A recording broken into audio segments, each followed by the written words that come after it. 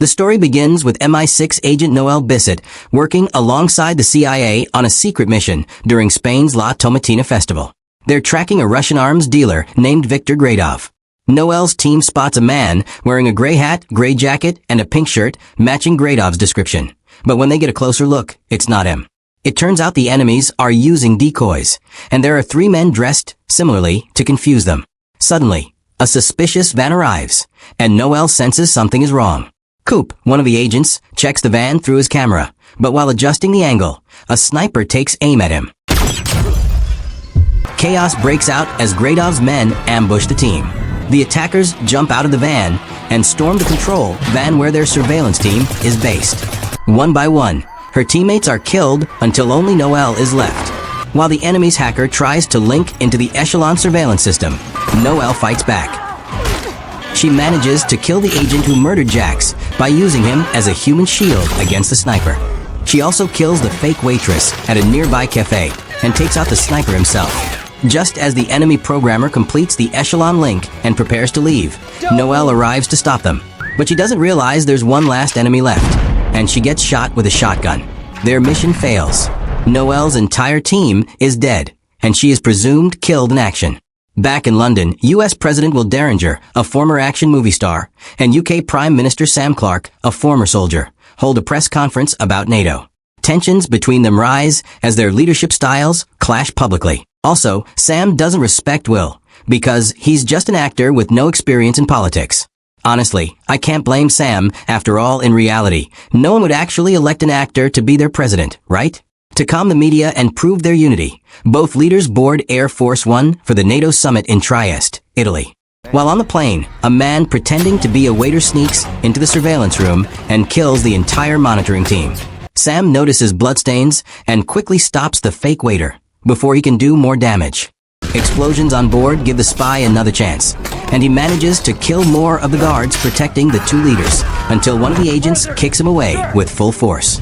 Gradov's men kill the pilots, completing their mission. Meanwhile, the spy gets to the parachute storage first and burns all the parachutes. When the leaders and the agent reach the storage area, the spy has already escaped, and only 2 parachutes are usable. The agent tells them they are currently flying over Belarus and must go to the Golden Mountain Mining Company located under the Danski Bridge in Warsaw, Poland. The agent salutes them and shoves them out of the plane. Sam and Will almost safely land in a forest near the Polish border. Meanwhile, in Trieste, U.S. Vice President and Acting President Elizabeth Kirk tries to reboot or update the Echelon system. However, they fail, and Viktor Gradov's genius programmer successfully takes full control of Echelon. Back near the border, Sam and Will try to steal a car, but a local gang spots them.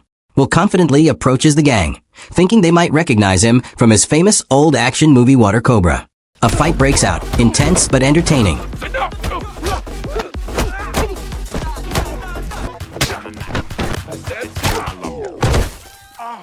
And the 2 leaders manage to hold their own against the gang. However, the gang eventually pulls out weapons and corners Sam and Will. Just as things get worse, an old woman shows up with a shotgun and scares the gang away. She offers Sam and Will a ride to Warsaw. I have a great ride. Thanks to her help, they reach the city safely. In Warsaw, the 2 leaders hide with CIA agent Marty Comer. But because Gradov now controls Echelon, he finds out that Sam and Will are still alive. He immediately sends his men to their location. Inside Comer's apartment, Marty tells them that Echelon has been compromised. A batch of classified documents has been leaked, revealing decades of secret NATO operations, industrial spying, economic sabotage, and foreign election manipulation. Suddenly, Comer's alarm goes off. Gradov's men have arrived. Marty grabs weapons from his safe and prepares for a fight. The enemies blow up the apartment door and discover a hidden room. Using hidden cameras and his knowledge of the apartment, Comer shoots several of the attackers even through walls. However, one of Gradov's agents finds and destroys Marty's camera. He runs for cover, and Sam and Will also begin to move. Marty gets shot and hides behind a sofa. He told the both leaders to get away there, and he tries to throw a grenade, but is stopped by 2 enemies. Sam and Will escape using a small elevator, but more enemies are already waiting for them downstairs. Just in time, a police car crashes into the attackers, and it's Noel behind the wheel. Noelle said she had been tracking Gradov since Spain. Sam believed that Gradov was building a nuclear weapon, but Noelle explained that Gradov was a weapons developer, and it was actually his son who was the scientist. He was close to launching the first ever nuclear reactor that couldn't melt down, known as pebble bed technology. However, he still needed enriched plutonium, which Gradov acquired from a black market. Echelon detected the transaction and assumed it was for a nuclear weapon. Because they believed it was a threat, NATO responded with an airstrike. Tragically, Gradov's son was among the casualties. The operation was approved by NATO. It was only afterward that they discovered what he was truly developing. Using Echelon, they recovered the schematics for the pebble bed reactor. Will realized that they were responsible for everything. But Noelle clarified that Gradov's son didn't die because of them. He died because he was the son of the devil. They also discussed how Gradov couldn't have done this alone. He must have had help from someone with high-level security clearance. They suspected Quincy because he was the one who suggested that Sam and Will take the same flight, even though that wasn't the original plan. Sam didn't believe Quincy could be the mole. He had been Sam's chief of staff for 6 years, and they had known each other since university. The three boarded a train to reach the NATO summit in Trieste. The genius hacker who had helped Gradov spotted them on the train, but didn't alert Gradov. While Will pretended to be asleep, Sam tried to talk to Noelle about what happened back in Tripoli. Will was just faking sleep and asked if it was about love. Noelle stepped away to get food, and Will asked Sam why they broke up and what happened in Tripoli. Sam replied, "That's where I told her I wanted to run for office." Will asked why, and Sam said, "Because I wanted to build a better world for us to grow old and together." Suddenly, Gradov's men showed up with the hacker. However, the hacker turned on them. He shot his own companion, who managed to get a shot off as well. The hacker survived and shot back, killing the man. Noelle pointed her gun at him. And as they walked, he explained that he had just wanted to live peacefully. But Gradov found him and forced him to do terrible things. The hacker admitted that someone from the highest level of government was helping Gradov, but he never saw the insider's face. To find out who the traitor was, he told them about a secure communication system he had built for Gradov.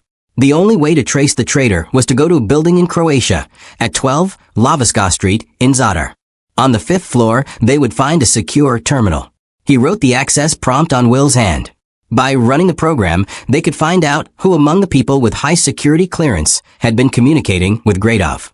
He begged them to finish the mission, saying Gradov was unstoppable. Before dying, he wanted to do at least one good thing. The three jumped off the moving train, despite how dangerous it was, to avoid the trap Gradov had set for them at the next station. In Zadar, they reached the 5th floor and found a hidden container. Gradov's men appeared, and Noelle gave Sam weapons from the container and told him to hold them off. Sam shot several enemies downstairs. While using a smoke bomb, he accidentally pulled the pin on a grenade and threw the whole bag downstairs. Noelle input the prompt from Will's hand, and the system finally accessed Gradov's communications. The attackers began retreating. Will assumed Quincy was the traitor, but the data revealed that the real insider was Simone. There had been dozens of messages between her and Gradov over the past 18 months. Suddenly, a bright light shone through the window, and hooks from a helicopter pulled the container out of the building. Sam grabbed an axe and cut one of the cables, while Noelle and Will worked to open the container door. They got it open, but it was too late. The container was already airborne. Inside the helicopter was Gradov, who fired a bazooka at Sam. As they flew over nearby buildings, Will and Noelle managed to jump onto a rooftop. They mourned Sam, believing he had died in the explosion. But Gradov was betrayed by the real insider, who ordered his men to kill him. However, they failed. The next day, Will called Kirk from a port in Trieste. He told her everything, including that Simone was the traitor. Kirk sent a car to pick him up for the NATO summit. But once they were inside the car, Will and Noelle realized something was wrong. The enemy is in the car.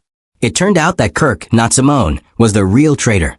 Gradov's men were informed that Will was with Kirk and ordered to stop him from reaching the summit. Will activated something in the car, and they fought the enemy.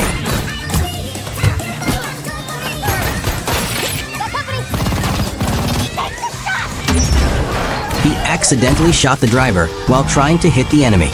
Will took the wheel, and Noelle fought off the attacker. One of Gradov's vehicles crashed when a fire truck rammed into it, driven by none other than Sam, alive and well. They succeeded in reaching the NATO summit just in time. Inside the summit, chaos was brewing. One by one, all the allied countries in NATO had begun to withdraw from the alliance.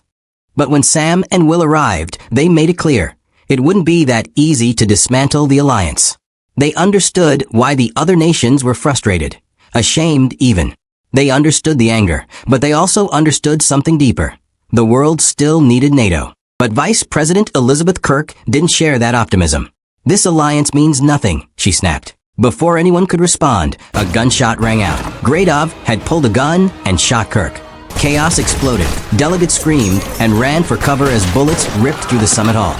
Noel didn't flinch. She charged toward Gradov's men and began taking them down one by one. Gradov made a run for his helicopter, but Noel got there first.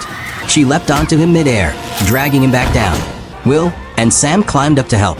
Noel landed blow after blow on Gradov until one of his men blindsided her with a powerful kick, sending her crashing down. Gradov broke free and fled. Sam and Will pursued him. Elsewhere, Noel faced off in a brutal knife fight. She stabbed her attacker, but he grabbed her in a death grip.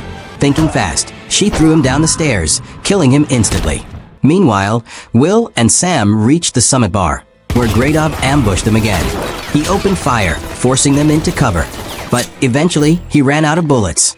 Knowing he was empty, Sam and Will came out, closing the distance. Gradov gets weapon and forced them back toward an exit. Outside, his helicopter was waiting. Slow motion. Gradov fired the arrow, hitting Sam. Will grabbed a statue of Cupid from the bar and hurled it straight into the helicopter's tail rotor. The helicopter exploded as Gradov was consumed by the blast. 2 months later, NATO stood stronger than ever. The alliance had been reaffirmed. Unity restored. Sam and Will, once reluctant allies, were now close friends. Sam and Noel, once lost to time, had rekindled their love. Over fish and chips, they laughed again.